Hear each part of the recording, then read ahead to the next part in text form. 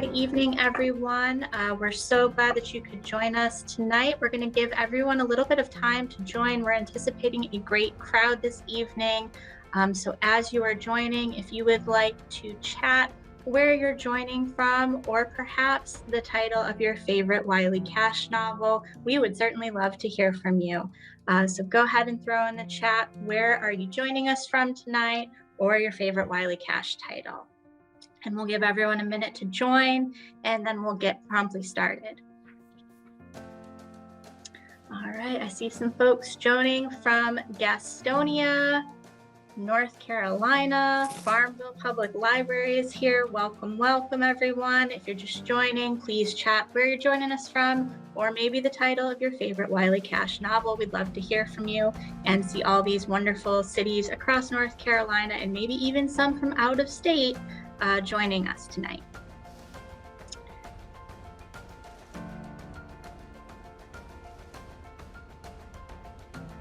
All right, we got somebody from Silo. My sister lives near Silo.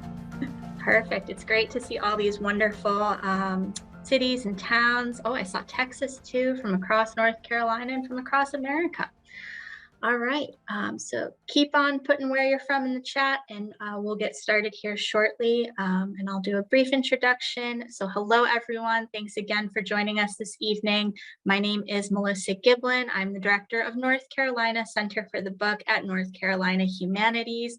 It is my pleasure to be speaking to you this evening from Charlotte, North Carolina. Welcome to this evening's virtual book event, which you may have seen on social media, on our website, or in the March 2022 issue of Our State magazine. Joining me from our staff is Megan Bird and Melanie Richardson, who will be assisting with this event. We regret that Hannah Abrams is unable to join us this evening, so I will be moderating in her place. Thank you for joining us for the second virtual event in a series for North Carolina Reads, our statewide book club for 2022. North Carolina Reads features 5 books that explore issues of racial, social, and gender equality in the history and culture of North Carolina. As a statewide nonprofit and affiliate of the National Endowment for the Humanities, our mission is to connect North Carolinians with cultural experiences that spur dialogue, deepen human connections, and inspire community. This evening features a moderated panel discussion on The Last Ballad, the second book in our North Carolina Reads series. Please note, any views, findings, conclusions, opinions, or recommendations expressed by our partners and participants do not necessarily represent those of NC Humanities or the National Endowment for the Humanities. Before we begin, we will briefly discuss a few housekeeping points for this evening's event and how to engage with us. So today's webinar is being recorded and will be available after the live session. We'd love to hear from you during today's event. If you have a question, please send it through the Q&A tab. We will have an audience Q&A portion after the conversation. Closed caption is available by clicking on the CC button at the bottom of your screen. And we encourage you to share your experience on social media by tagging @NCHumanities. It is our pleasure to welcome Wiley Cash, author of The Last Ballad, and Dr. David Zonderman, North Carolina State University Professor of History, as this evening's panelists. Wiley Cash is the best-selling author of 4 novels, including The Last Ballad. He teaches fiction writing and literature at UNC Asheville, where he serves as alumni author in residence. Cash's novels have been recognized as Best Books of the Year by the American Library Association and the New York Times. David Zonderman is an alumni distinguished undergraduate professor and department head in history at North Carolina State University. Professor Zonderman teaches introductory, advanced, and graduate courses in U.S. history, American labor history, and public history. And we are so glad to have both of them here for this evening's discussion. So thank you, gentlemen, for joining us. And we'll get started, I guess, with our first question. And I'm going to direct this to Wiley. What led you to the topic of Ella Mae Wiggins and the 20th century labor movement?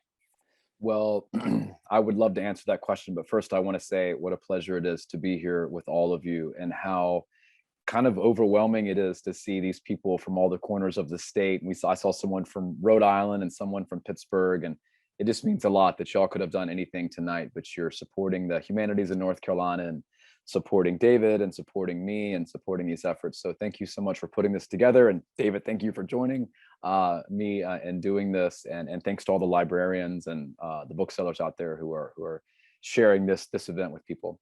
I also want to say I've got a little bit of a scratchy throat, so I've got some tea in my North Carolina aquarium mug with a cork bottom, so you won't hear me set it down.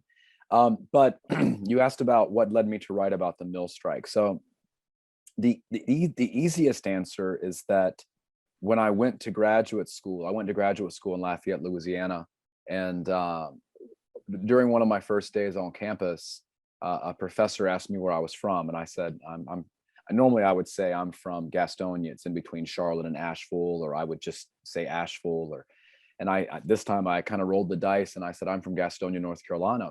And he said, oh, home of the Luray Mill Strike. And I had never heard of the Luray Mill Strike.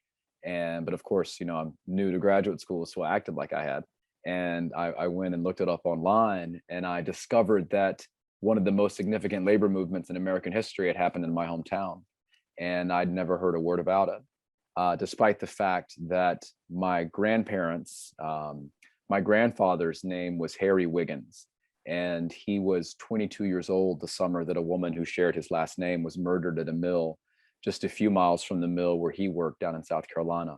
And, my grandparents all worked in mills. Both of my parents were born in mill villages, but nobody talked about it.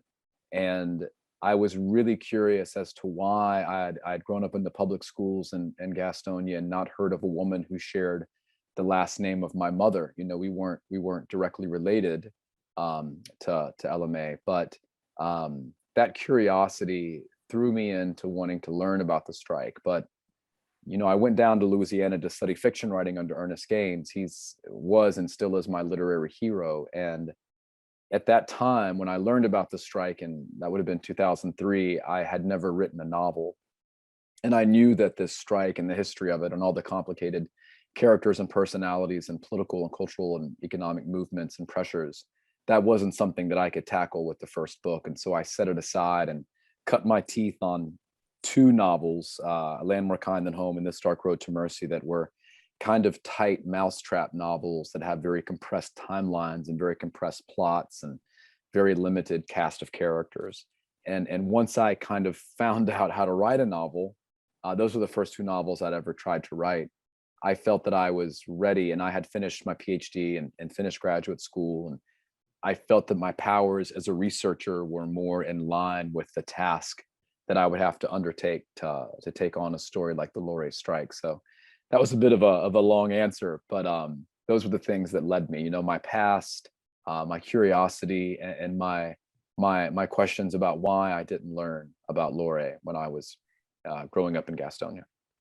Yeah, thank you for sharing that, Wiley. That is a fascinating, kind of very personal history, and it's really interesting that you had to set it aside for a bit, or felt that you had to set it aside for a bit before you could kind of come and look at it and give it what you felt it needed to be a full novel. So we're glad to have seen kind of the final piece of all that accumulation of work. So thank you for that. David, and maybe you can perhaps tell us this. Wiley kind of described the setting for his novel and what led him to look at that historical situation. But what is the larger historical context in North Carolina and even in America at the time of this labor movement in the early 20th century? Sure. And first of all, let me echo what Wiley said, that it's a pleasure to be here tonight, pleasure to be with Wiley, and hats off to the North Carolina Humanities. I'll just make one quick point. We all know this is tax season, not a pleasant time. You're right, you fill out that and you think, all that money, where the heck is it going? Well, a little tiny bit goes to the humanities, National Endowment for Humanities, and a little tiny bit of that goes to the various state humanities councils. So I'm hoping everyone listening tonight feels they're getting some for their tax dollars with great programs like this and great staff at humanities. So thank you. And I'll make a couple points. The first is I want to say, and again, I'm not just saying this because Wiley's on the call. He hasn't paid me. But it's an excellent novel and a really well-researched historical novel. I mean, I sometimes read what portends to be historical novels, and they have like one or two points that are like somewhere in history, and all the rest of it goes flying all over the place. And that's okay. Look, a novelist is an artist and they will do what they do, but I'm like, not really a historical novel. This one is. It's deeply researched. I think you've really captured the people, their lives, their struggles, the communities. You've either done a heck of a lot of research, or boy, you're darn lucky to get it right. But thank you, David. But it's really it was just a pleasure to work with. The larger context, a couple of things. The strike happens in 1929, right about the time that the Great Depression begins to hit, but it's really not triggered by that. The textile industry throughout the 1920s was struggling with overproduction. The industry had expanded a lot during World War I to make uniforms and tents and parachutes and all kinds of things. And then after the war, they just had built too many mills and they had too many spindles, and they were trying to figure out a way to stay in business. It's also a very competitive industry. Most textile mills are not that large. The Lorry is a bit of an exception. So throughout the 1920s, the textile industry was known as what economists at the time called a sick industry, meaning everything else seemed to be booming in the 1920s, except for textiles and also agriculture and mining. And in fact, there's been some very good work done recently by economic historians showing that the weakness in those industries, actually, they were sort of like canaries in the coal mine, if you'll pardon the pun, and their weakness sort of became the nation's weakness by the end of 1929 and 30 and 31, as we start to get into the depths of the Depression. So that's one of the backgrounds. Very quickly, I'll just say another is that, again, it was on, in some ways it was unexpected. The South has always been known as a region that's very difficult to organize labor, and Southern workers are supposedly very quiescent, although Lorry certainly proves the opposite, that they are willing to fight, and they certainly do. In fact, just 5 years later, in 1934, there was what was called the Great Textile Strike, sometimes called the Uprising of 1934. And that spread from Rhode Island all the way down to Georgia. And a number of mills in North Carolina went on strike in 1934. There clearly what went on in Lorry in some ways is unique because of a great deal of violence that went on, including a couple of murders that resulted in trials. It is true that literally communists from New York came to Gastonia, and of course, people sort of set their hair on fire and made a big deal about it, even though, and I think you capture this very well in the novel, Wiley, the majority of workers on strike were not communist. They were, to use a pejorative expression, but they were often called lint heads, and they were looked down on by the middle class community. They were poor folk, struggling. Many of them had come off hard scrabble farms. So, but they wanted a decent way of life. They wanted to stop working 60 and 70 hours a week. Then they wanted to make enough to feed their families. Again, I think Wiley does a great job capturing just the grinding poverty and day-to-day hunger of these people. And they're working a full-time job. It's not like they're sitting around. They worked 60 hours a week, and at the end of the week, they didn't have any food left to feed their children. I mean, that's the life they faced. I think that's an interesting segue into kind of our next question about, and I use this kind of loosely, characters in the story, because we know LMA was a very real historical figure. But Wiley, I'll ask you this. The Last Ballad uses multiple character voices to tell the story. So how were these multiple voices of the characters important to the telling of the story of the Lorry Mill Strike? That's a great question. And those multiple characters were essentially a result of me trying to find LMA. I had great hesitation writing about her, and because she was a real person, as you said, and I didn't want to write a hagiography. I didn't want to write a novel about Saint LMA. I also didn't want to write a proletariat novel. You know, the time for that has kind of passed. I didn't want to write a novel full of archetypes of good mill workers and bad mill owners and noble labor organizers and bad police officers. That just didn't seem very interesting to me. And so I set out at the beginning and tried to chronicle Ella's journey from Sevierville through the lumber camps down into upstate of South Carolina and then into Gastonia. But I had a hard time making her feel real on the page, from my perspective at least. So then I thought, well, what about the people whose lives Ella passes through? Maybe I'll just write about them. So I created this recovering alcoholic down in Cowpen, South Carolina, who gets his hand caught into some machinery and ends up working in the store and encounters this young girl with a newborn baby and this no good bootlegger that she's, you know, got herself caught up with. And when I created that character, I kind of, it became clear to me how a person like that would see Ella and how Ella would use her sensibilities and her craftiness and her survival instincts to overcome whatever kind of trap that guy's trying to set for her, however small or however large that trap may be. Another character that really illuminated Ella for me is a Black labor organizer named Hampton Haywood, who I based on a real character, a real organizer who came down from New York City, whose family had experienced some horrifying troubles in the Deep South prior to his moving to New York. And you know, this guy comes down to organize Black workers with Ella, and he shows up wearing a really nice suit and a really nice watch and really nice shoes. And Ella tells him that, you know, just because he's Black, it's not going to be enough to inspire Black workers. He can't dress like someone of means and then go to a poor person's house and ask them to make sacrifices. And so she tells him to get his shoes dirty, and she pours water on his shoes and tells him to go stomp around out in the yard and get them dusty.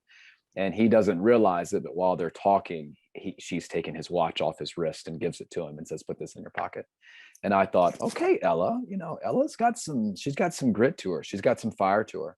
And it was through those who, what I thought were secondary characters, that I was perceiving how Ella was perceived. And I really found her as a primary character through their perceptions. It wasn't my gaze that allowed Ella to feel real to me as a person and a character. It was the gaze of the people whose lives, at least in my imagination, she passed through that made her real to me.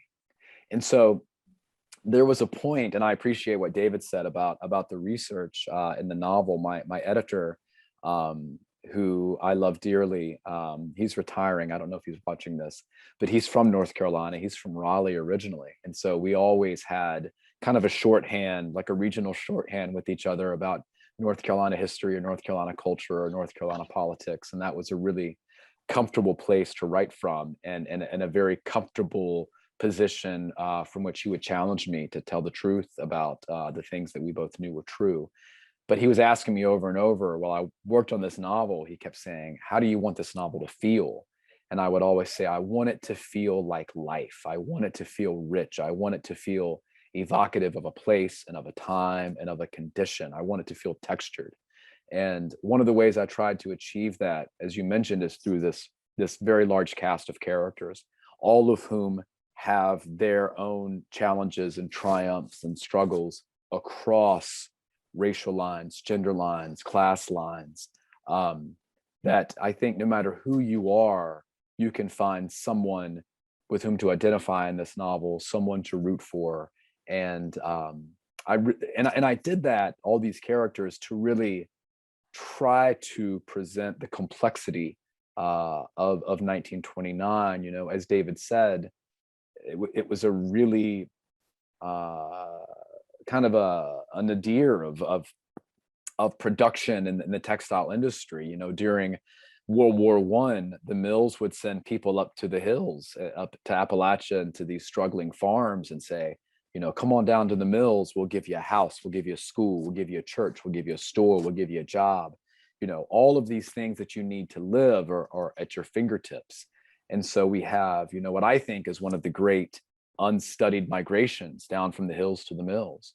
And these people got down there, and this glut of humanity. And as David so correctly said, the war is over. Not only is the war over, but men's suits are getting tighter, women's hemlines are getting shorter. We have the beginning of the golden age and the flapper age, and so the demand for textiles is falling as we have a crush of people showing up in these communities, all of whom were fierce individuals, all of whom were hardscrabble farmers and mountaineers. And so trying to organize these people, as David said, that many of them didn't give a you-know-what about communism. They just wanted to feed their family. And the Communist Party had a really difficult time organizing these fierce individuals, especially the men, because the men wanted to carry rifles everywhere. And they told them, you can't go to the picket line with rifles because that's going to invite engagement with the police. So the picket line was largely women and children. So when there was violence, like there was at Lorey when the National Guard was called in early on in the strike, it was women and children who were beat up by the National Guard and not necessarily the men. And so, you know, tapping into those multiple perspectives was just very important to me, to both find Ella and to find the story, because we can't dispute the events of the strike. X happened on this day, but events do not make a story. A story is a narrative. It generates steam, it rises into a crescendo, it falls when we deal with repercussions and effects of some kind of climax. And events don't really do that. And in order to find the story and the narrative, I had to really get all of those characters down and make them feel real. And then once they felt real, Ella felt real in their wake. Yeah, thank you, Wiley. That's a really incredible insight into how you crafted these characters to give it a really comprehensive and an intimate look, as if we are really looking at, the life of Ella May. So thank you for that. David, are the different characters reflective of the historic demographic of the labor movement of the 1920s? Again, I would argue it's really one of the strengths of the novel. It's this sort of section by section of seeing it through a character's eyes and with their voice. I mean, I'll admit, when I first started reading the novel, I was kind of like, whoa, how are we going to do this? All these characters like writing their own novels, but I think it came together well. I think a couple of characters stand out to me in addition to Ella. I mean, and I want to pick up on a couple of things Wiley said. One is I think you do a great job of showing that Ella's not a saint. Mm-hmm. She's a three-dimensional woman of her time, in some ways ahead of her time. And again, this is, as you know, based on Ella's real life. She actually was, for a woman of her time and place, relatively open to working with Black people. Oh, sure, and yeah. Most white folk at that time were not. She actually lived in an area that was predominantly Black, I think partly because the housing was so cheap and it's what she could afford. At the time of her death, she was living with a man, but not married to him. So in some ways scandalous, but in some ways it was her attitude of, I'm living my life. And apparently she did have a lot of native intelligence, because at one point she was kind of like treasurer for the local union, keeping track of their strike fund and the sort of supply kitchen. So she clearly had and again, a woman with very little formal education, but clearly she had that kind of ability. So it comes through. Her African-American friend, again, I think is portrayed very realistically. Their friendship would have been unusual for the time, but not impossible. And I think you do a good job of not making it sort of Disney Hollywood. I think it's real. And the brother, I believe was the character's name, is really, really interesting. I have to say, as a historian, I love that touch about him sort of getting religion from a traveling evangelist. Yeah. Sister Amy Semple McPherson. When I saw that, I said to my wife, wow, this guy knows his history. Because most people don't know that name, but 100 years ago, she was, the sort of Tammy Faye Baker of her time. I mean, everyone knew Sister Amy. She was one of the first people to use radio. She would ride into her temple in Los Angeles on a motorcycle. I mean, really, really fascinating. She'd sort of rail against the modern world as she was using modern technology. So capturing that, I thought, was a really nice touch, I have to say. So each one of these characters conveys questions of class, of gender, of race, of politics. There's a couple of women communist organizers that, again, are based on several real women who did come down from New York. And again, having, so I think that that's just it's a way to sort of convey what we historians try to do, which is the complexity of things, but in a way that readers can engage with, because you're obviously, as a novelist, you want the readers to engage. You don't want to lose them in footnotes and whatnot. And I'll just quick, if you don't mind, I'll just quickly make a couple of recommendations if folks Sure. listening want to read more. There's an excellent history book on Gastonia by a man named John Salmond, Salmond. So kind of like the fish, but added D at the end. It's very good. Now, the story ends up being kind of confusing because the strike goes on for a while. As I mentioned, there's several murders, including the local police chief. People get arrested, there's trials. Some people get convicted, some people don't. So if you read the book, it's very good, but it's a complex story. But I think he does a very good job. The story of the folks coming out of the hill countries into the mills is told incredibly well in a book called Like a Family that came out about, I'm trying to remember, about 35 years ago now. And it won a whole host of awards. Several of the faculty who wrote it are just recently retired from both Duke and Chapel Hill. They're some of my closest friends here in the area. Jackie Dowd Hall, Robert Korstad, James Laludis. Anybody who's a labor history geek on this call knows those names. It's a wonderful book because they did dozens of interviews with older, mainly folks in their 70s and 80s, talking about when they came to take these jobs in the 1910s and 20s.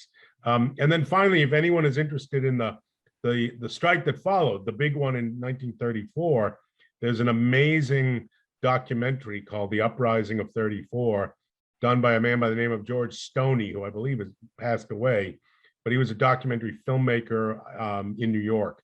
And I got the pleasure of meeting him once, hearing him talk about that project. And again, Wiley, you said this a little while ago, and I really want to stress it too, the sort of willing amnesia about much of this memory. I mean, folks of your parents' generation and grandparents' generation often didn't talk about their work and often never talked about a strike. Again, I'll just mention one example. In 1934, well, in 1929, in addition to Gastonia, there was a strike in Marion, North Carolina, that led to what's called the Marion Massacre, where 6 people died, and almost nobody knows about that. But it's a remarkable story. In fact, the writer Sinclair Lewis came to Marion and wrote about Gastonia, and he also wrote about Marion. He published a pamphlet called Cheap Contented Labor about what was going on there. And then in 1934, 6 people were killed in a little town in South Carolina called Honea Path. And when Mr. Stoney was doing his documentary, he went to Honea Path and found these women who were in their 90s. And they all started weeping because they said, I was a young girl at the time. I haven't talked about this in 75 years because my mother told me never to talk about what I saw that day, and I never have. But one woman said, but I guess I'm old enough now, what can they do to me? I'm 95 years old. I'm going to tell you what I saw. So this is real. And these are people's memories, but they were suppressed for a long time. And also people, in addition to suppressing the memories, developed these really deep antagonisms to the Union itself. Now, the Union made some mistakes. I mean, as a labor historian, I always feel my job is to teach the real history, sort of warts and all. But, so they made mistakes, but people also sort of got taught this idea of forget everything you saw and the Union is horrible, so never even mention the word. It became a kind of like a 4-letter word in these communities. And that lasted for decades. I mean, to this day, I still teach some students who kind of say, oh, my grandmother tells me unions are the devil, they're evil, they're communist, we want nothing to do with them. And I'm like, okay, let's have a chat. Well, it's funny you say that, David. As I was, in media talking about researching this book or writing this book, I would begin to hear from people, and a couple of stories really stand out. Ella Mae's great grandson contacted me. One of her daughters ended up in New York, cooking Southern food at a restaurant. And Pete Seeger actually visited her when he played at Ithaca College and talked to her about her mother's music. And this woman, Ella's daughter, grew up convinced that it was the Union that had murdered her mother, because when she went to the orphanage, that's what she'd been taught. You know, her mother was a loose woman. Her mother was sympathized with Black people. Her mother ran around with undesirables, and she was a communist, and the labor union had killed her. And then several years before the book came out, I was giving a talk in Gastonia about my second novel, and I mentioned that I was writing about the Laurey Mill strike, and the room got kind of quiet, and I thought, ooh, this is a cool audience all of a sudden. And I was kind of looking around at some of the names of people I knew in the room, and they were mill names. They were mill owner descendants, right? And during the book signing, an older woman came up to me and she said, you know, I was part of a mill family, a mill owner family. And when the communists came to town, they shot at my granddaddy's house. And I just thought, and I'm not going to get into the story because I don't want to reveal this person's identity, but I knew the things that she told me were not true. I knew that had not happened. But it lived in this woman's memory and imagination as if it were fact, because the story of the strike and the presence of the communists. And we have to realize that in 1929 and the 1920s, the Communist Party was fielding candidates for like major elections. It didn't have the stigma. You know, we joined with the communists and put down the Nazis, right? It didn't have the stigma that it took on in the 1950s. Right. So the stigma is, a lot of it is in hindsight. So people who came of age in the 50s and the 60s and the 70s look back at Laurey and said, oh my gosh, what a terrible moment, which obviously it was for many reasons. But it's just amazing the stories that I heard on book tour, especially in North Carolina, that people had even, you know, very loose connections to the strike. It loomed very large in their memory and in their family stories. Yeah, just picking up on what you said really quickly, I believe I'm correct on this, that one of Ella Mae Wiggins' great granddaughters is trying to do something to memorialize it. I can't remember exactly what. Her name's Christina Horton, and she has an organization honoring Ella Mae, and they're trying to build a statue and do other commemorative things. And Christina wrote a fantastic book. You mentioned Like a Family, which was, oh my God, foundational to me writing my novel. But Christina's book was as well. She has a wonderful history of Ella called Martyr of the Laurey Mill. And it's a wonderful study. And I found out a lot of new information, especially about Ella's family, from Christina's book. Two other quick things to mention. One is I had a similar experience. I think it was on the 75th anniversary, if I remember correctly. I was on the radio on The State of Things with Frank Stay Show and with Bob Korstad, who helped write Like a Family. And we were talking about the Laurey Mill, and Chief Adderhold's granddaughter called in from Florida.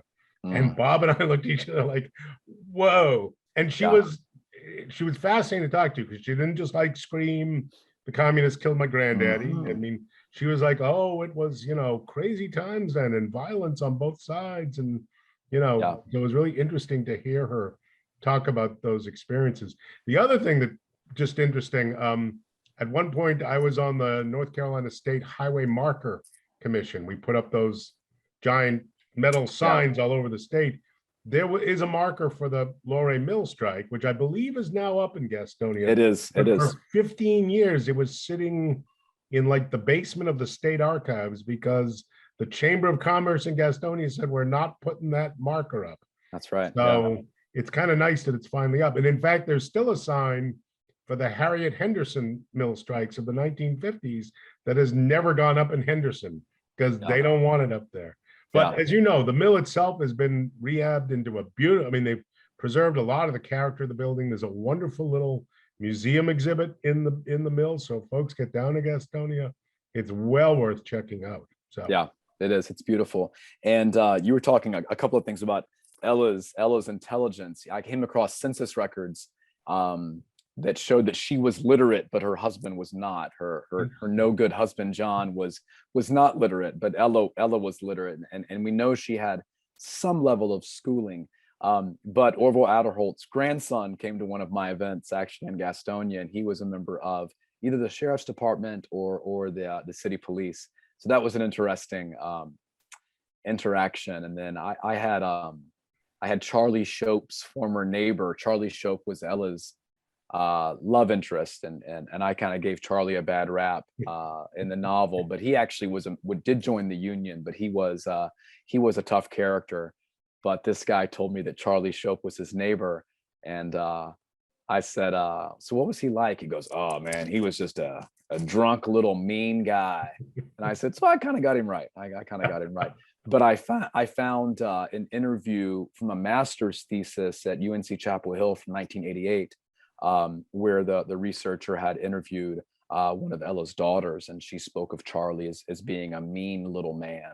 And so that's kind of the way I decided to run with him in the novel. Yeah, these stories loom large, and the people who talk about them whisper about them. You know, even the people who came to me during my book tour would hang back until it was an empty room and say, you know, I'm so and so's grandson, or I knew Charlie Shope, or people are still kind of hesitant to be too close to it. And I'll just make one other point. I'll put in a plug for proletarian novels anytime you want to write one. And you may know about 6 novels came out shortly after Gastonia. Like everybody and his uncle was writing about Gastonia. Yeah. And there have been a couple of scholars that have worked through them. And they're, from what I know, of varying quality. There's one called, I believe, To Make My Bread. By the Grace Lumpkin. Yep. Yeah. And I think that's a pretty good novel. Some of the others are really like, you know, Communist Party pamphlet being thrown at you, you know. So, but it is interesting. It triggered a lot of novels at the time. Not surprisingly, I guess, in some ways. I mean, that's the other thing that people have to remember, you know, but going back to what I said right at the beginning about historical context, the 20s were supposedly this era of great prosperity. And the 20s were supposedly an era where all those pesky labor unions had been eliminated. I mean, the unionization rate in the 20s is about where it is now. And I consider that a very low number, for better or worse. We can do a whole program on that, but that's another matter. But 1929 comes along, and all of a sudden people are going, holy moly, what's going on in Gastonia? You know, people are fighting back against the industry, and the communists are down there, and it sort of blew everyone's mind because they just thought it could never happen there. Not in the South, not in the textile industry. And it did. And that's why one of the reasons it got so much attention is it just broke every rule of what people expected at the time. And that's one of the reasons that Fred Beal, who was really the lead organizer, and he wasn't, you know, quite as prepared. I think you referenced that the Communist Party was not without fault and the organizers were not without fault. And he certainly was not ready to take on a strike of this magnitude. But he chose Luray because people told him, if you can organize Luray, you can organize the entire South, because this mill is enormous and it's drawing people from all over the place. So it's definitely a targeted operation. I think he was also looking and trying at the very beginning to try to run a strike maybe in Charlotte or somewhere nearby. I can't quite remember, or Huntersville, or I can't quite remember. Yeah, and you're right. And that's, again, you touch on this in the novel, and it's really important that there was always this sort of tension between the local community and the quote unquote outside agitators, which they, you know, sometimes that's a phrase that's just thrown around. In Luray, they really were. They came from outside, and they were there to try to rile things up. And a lot of it comes back to race. The communists were very much, for lack of a better word, preaching an interracial dialogue, although their understanding of Black people's lives was not very good, but they argued that there needed to be an interracial movement, and that they would liberate. In some cases, some communists argued that Black communities in the South should form their own separate nation. They were an oppressed national group, and needless to say, that stirred up a lot of people in the South, but even the Southern workers, most Southern white workers, I mean, to be blunt, they were racist. I mean, LMA was unusual. And, you know, again, they just said, give me a union because I want to earn a living wage. And I want the boss to stop literally almost beating on me. But I'm not reading the Communist Manifesto. If you tell me I have to, you know, sing Kumbaya with black folk, I'm not gonna do it. I mean, that's just, and so that's one of the things that drove many people away from the communist leaders, because it was like, no, we're not drinking that Kool-Aid. So, and again, I just try to be a realist.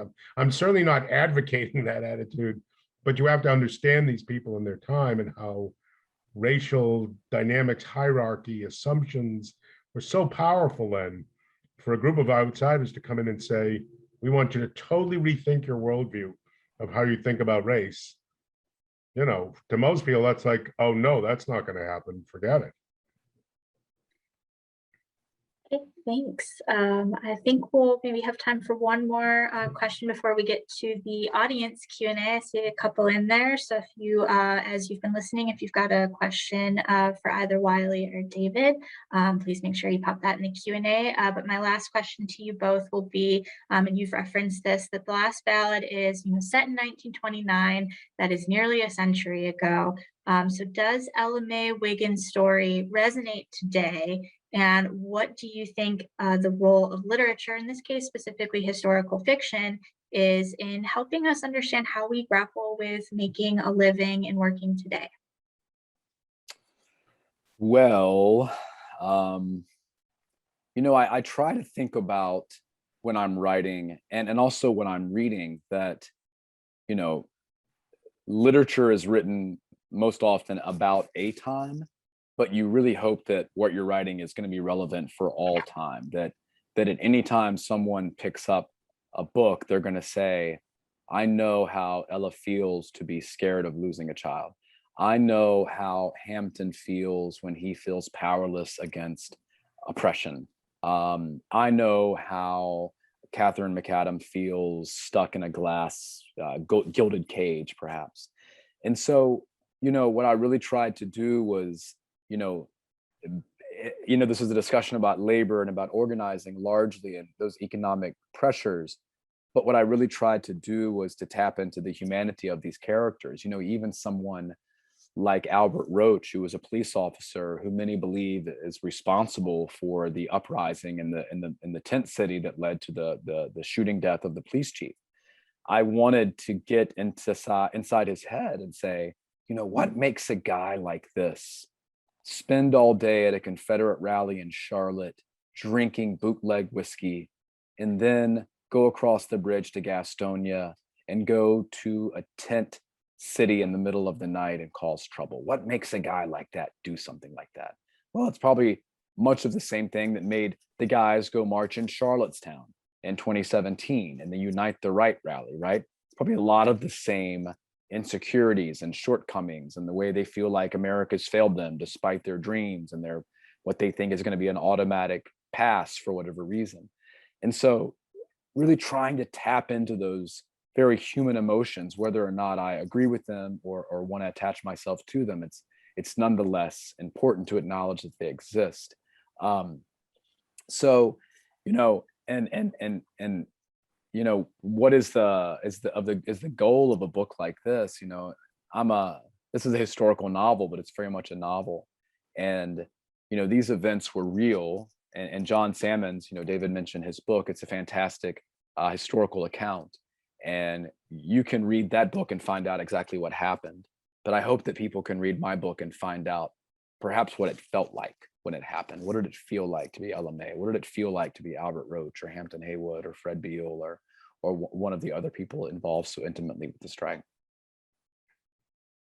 Yeah, I'll just pick up on what you just said, Wiley, and I agree with, you know, I'm obviously not a fiction writer, but it is one of the, frustration may be the wrong word, but in my genre, I mean, some historians sort of dabble a bit in like trying to do the interior life of people, but I'm one of those people, I stick close to the evidence. Like if I don't know what someone actually felt or thought on a day, I'm not going to say what they do. Mm-hmm. But a novelist can, and there's nothing quote unquote wrong with that. That's what you should do. And I agree with you. I mean, in some ways, I would urge people to sort of read the Salmon book now that you've read Wiley's book, because Yeah. the two together, sort of the Salmon book gives you more of the day-to-day reality and what newspapers said and what the trial happened. But then you do take people into their lives. And they're not entirely fictive, but the details of the emotional life. We don't know if Ella May really felt that on that day or said that on that morning, but that's not an issue with the novel. That's what makes the novel add to our sort of emotional richness. So I completely agree with you on that. That's just the sort of the two sort of make sense together. And the other thing, I mean, the parallels, the almost like the echoes we can draw to today. You were describing, the cop who shoots up the tent colony. I agree. I mean, I have a motto with my students. I always say to understand is not to justify. We want to understand those people's lives, not to say, well, then it's all okay because we understand them. And gee, we should, gee, too bad for them. So let's be nice to them. That's never what I argue. But I do say you can't dismiss these people, and you just can't write them off as, oh, racist, redneck, idiot, I hate him, blah, blah, blah. That's too simple and too cheap. You need to find out, walk a mile in their shoes, and you realize what they're doing is not just this sort of irrational explosion. Underneath it is a lot of emotion and a lot of frustration and a lot of feelings and most of that frustration is understandable, very understandable. So yeah, I love that. To understand is not to justify. I'm going to take that into my own classes. Please. I'm teaching. It's not copyrighted. I'm teaching this coming fall at UNC Asheville. I'm teaching a Southern Lit class, but I'm teaching it through the lens of North Carolina history. So we're going to read literature based on real historical events, and some of the things we're going to talk about, like 1898 and the railroads in Western North Carolina built with convict labor and various things. To understand is not to justify. Yep. All right, well, thank you, Wiley and David, for answering those questions. And I'm gonna ask Megan, do we have any questions from the audience at this point that we would like to send to our panelists? We do. Our first one is one attendee notes that many of Wiley's lead characters are women. Is there any reason why you like to tell women's stories from their perspective? That's a great question. And the only answer that I think I can give is this answer. The most uncomfortable character that I could think to write about is a character close to me, because I would be revealing something about, straight white middle-aged middle-class guy. And also my life is not very interesting. I have faced very little adversity in my life, if I'm being honest, despite the usual losing a loved one, COVID, loss of income, things like that. I never walk in, and I have never in my memory walked into a social situation or a professional situation and had to calibrate how I behave, how I speak, how I act, how I comport myself, because of the way I look, to be quite honest. And so when you're a fiction writer, you're always looking for tension. And I've faced very little tension in my life. My wife is just a little bit younger than me, and she's also white. She's from a middle-class background, but she's just faced much more adversity than I have by virtue of just her sex, and that's interesting to me. I'm interested in stories that come from outside pressure, from cultural pressure, political pressure.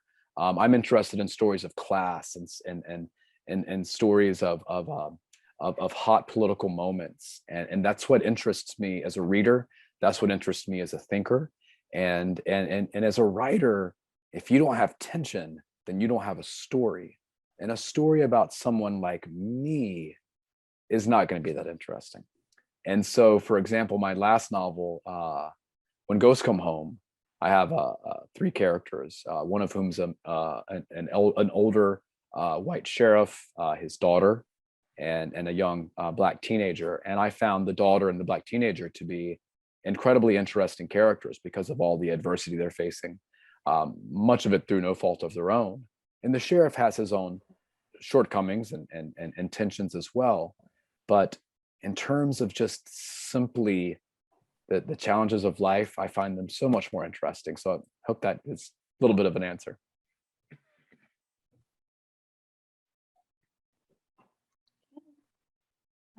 Thank you. And I think we've got a couple of questions specifically about the McAdams family. There seems to be some questions. Are the McAdams real, or what was kind of the historical evidence that you found for the McAdams family? So the McAdams are not based on the McCadden family.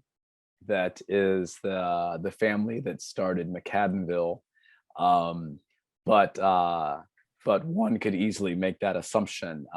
McCaddenville was a mill village and an operation that I really wanted to draw inspiration from because it was a locally owned mill.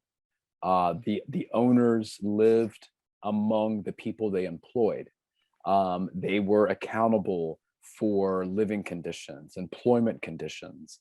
And I wanted to draw a contrast. And of course, there is a bit of paternalism in that. There's a reference where McAdam's daughter says something about like my father's people.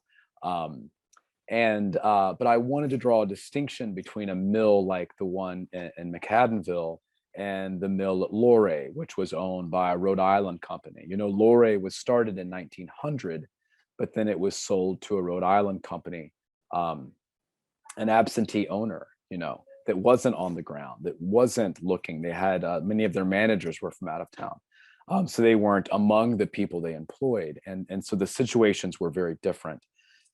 And so I wanted to show the owner of McAdam Mills, Richard McAdam, just the way he saw the strike at Luray as an embarrassment that was tarnishing the name of mill owners like himself, who treated his people, in quotes, his people, much better than Luray treated theirs. Okay, let's see. Megan, how are we doing otherwise too? I feel like we've got a number of questions, so if we can't get to them all this evening, we apologize, but we'll try to get to as many as we can.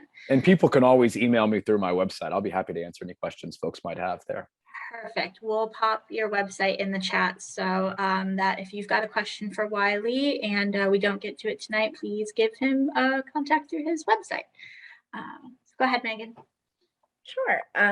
We have a request for Dr. Zondervan to mention once more the titles of the books you cited when speaking about the historic demographic of the 1920s labor movement. They'd like to write them down for further reading. Sure. The first book I recommended is one called Gastonia by John Salmond, S-A-L-M-O-N-D. So take the fish and add a D.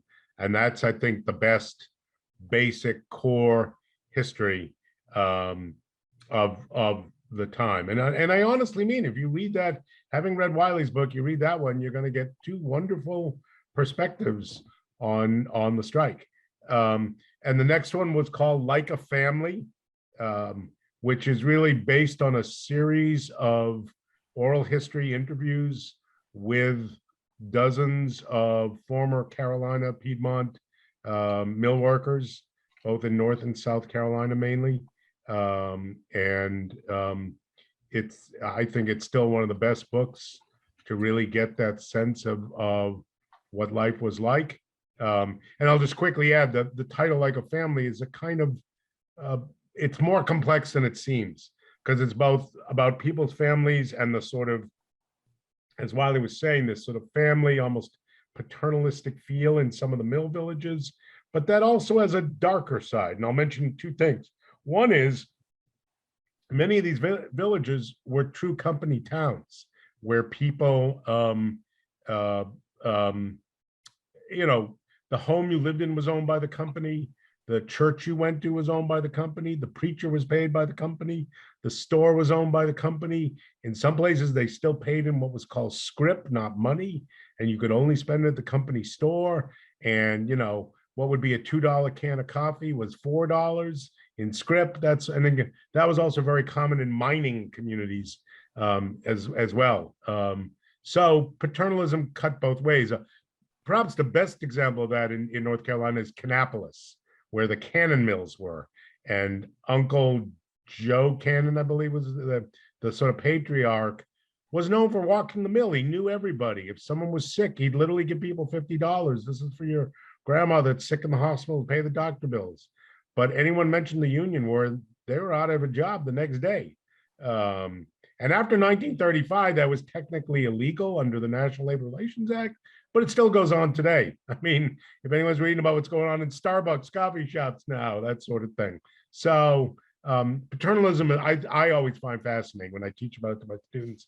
I always want them to see all sides, that a mill village is not just this hellhole, but on the other hand, it's not, again, it's not Disney's Celebration where everyone's sitting around in their rocking chair and, by the fireside after a contented meal. It cuts both ways. Yeah. So important to keep that in mind. And I was really surprised, David, after Firestone purchased Luray, I want to say that might have been in 1936 or 1938, is sticking out of my mind. People have very fond memories of growing up in the Firestone Mill Village. There was a baseball team, there's a swimming pool, there were, all these social activities. And I'm going to get this gentleman's name wrong, so David, please correct me. There was a man, he might have been from Kannapolis or Salisbury.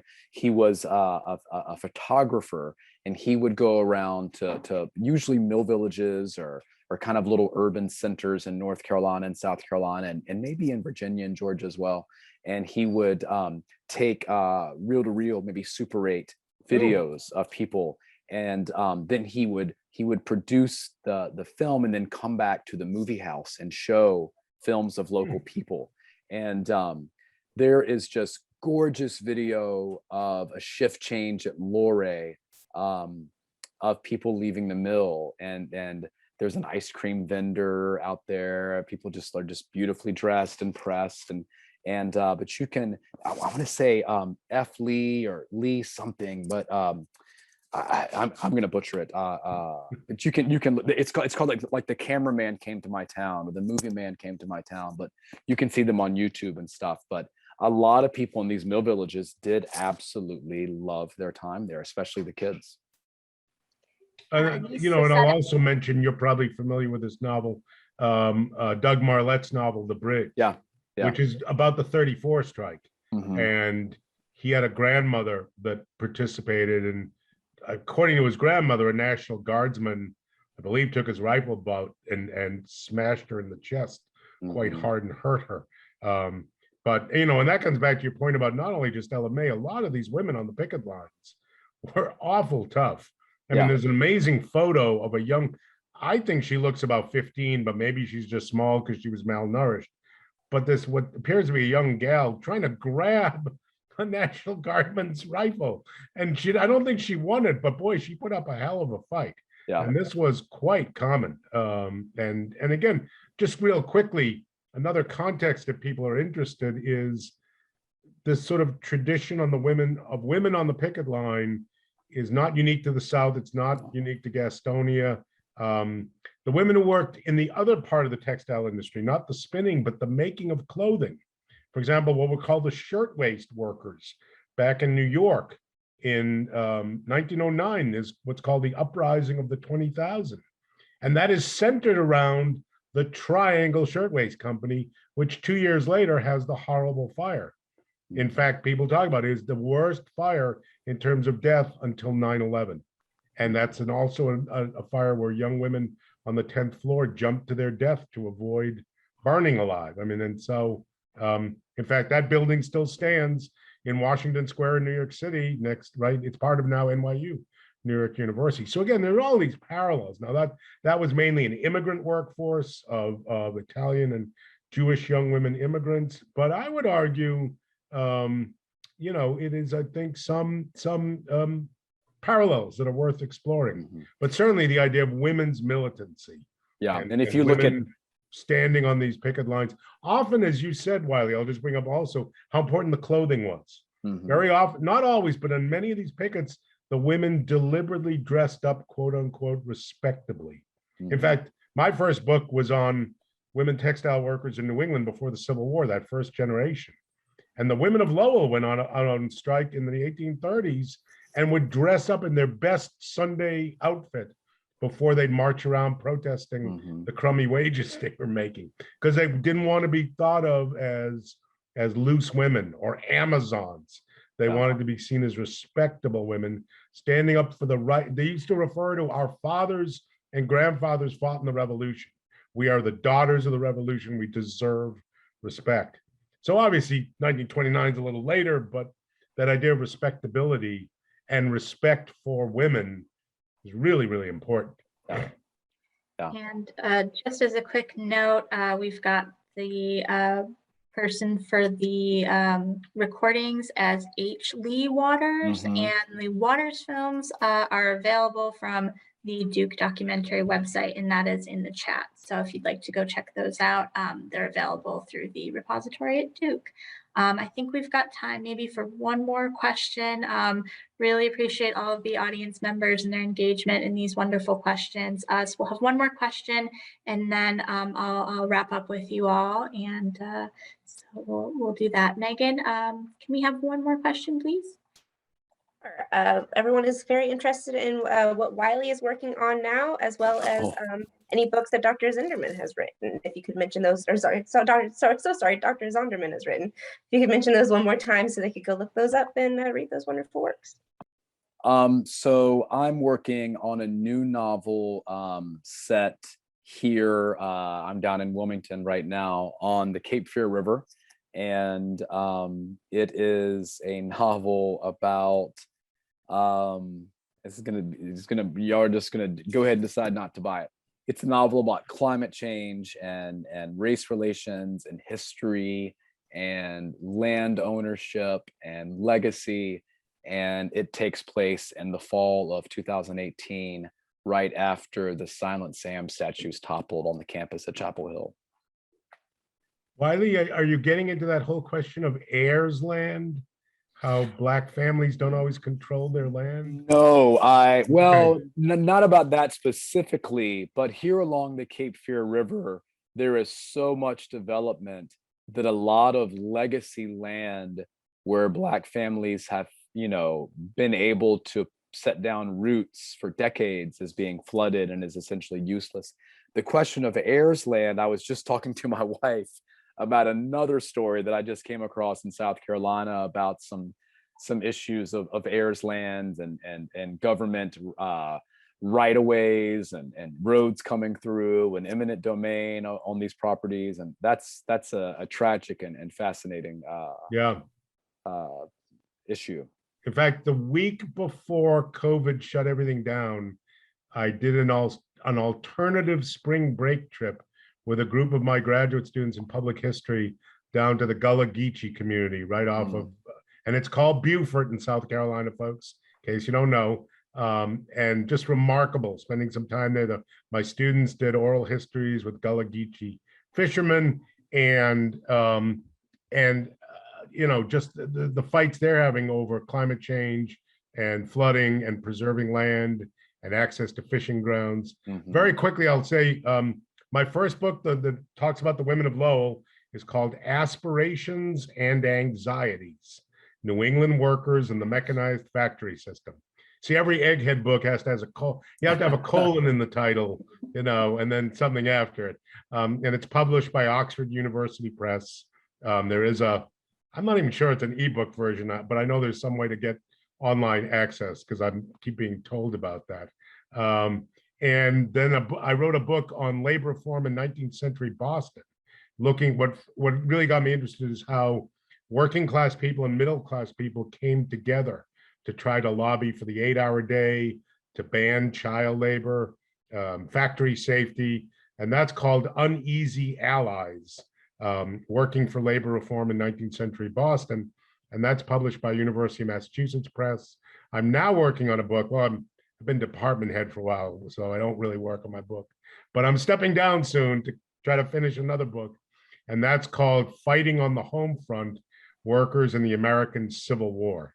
And about halfway through that. So, and that's going to be a kind of a broad, almost like a survey of how workers dealt with the challenges of the Civil War, which led to a lot of technological change, production demand, runaway inflation. These are all the things that workers face. And I'm looking at both the North and the South and Black and white workers. So I'm trying to cover a lot of ground, but I'm enjoying it when I get to work on it. All right. Well, thank you so much, Wiley and David, for sharing what you're working on and for your conversation this evening. This has been wonderful. So after the conclusion of this event, those of you who registered with an email address will receive a brief survey to complete. We would greatly appreciate you completing the survey to hear your feedback on the program. And as we mentioned at the top of the program, it will be recorded and we will make that recording available on our YouTube channel after this event. Please visit our website at www.nchumanities.org to learn more about other upcoming events in the North Carolina Read series and subscribe to our email to stay up to date with all NC Humanities news and programs. We really appreciate the audience's engagement tonight. And again, thank you, David and Wiley. Thanks everyone for attending and have a great evening. Thank you all so much.